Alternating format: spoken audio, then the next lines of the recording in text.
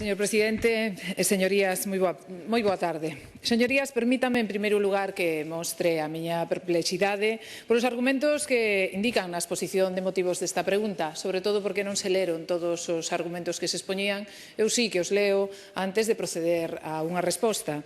E aí vostedes trasládanme o seguinte, que é unha análise profunda do informe do Tribunal de Contas detectou xa en anos anteriores que as consellerías de Medio Ambiente e Medio Rural cambiaron e improvisaron criterios de puntuación das ofertas presentadas a varios concursos cando xa se estaba facendo esa valoración.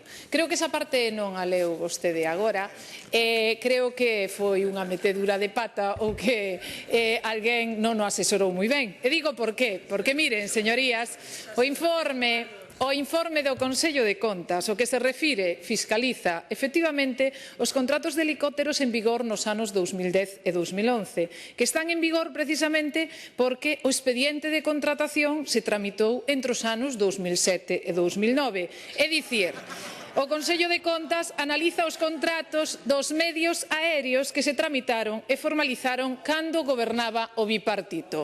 Esa é a parte que se esqueceron agora mesmo de poñer en riba da mesa.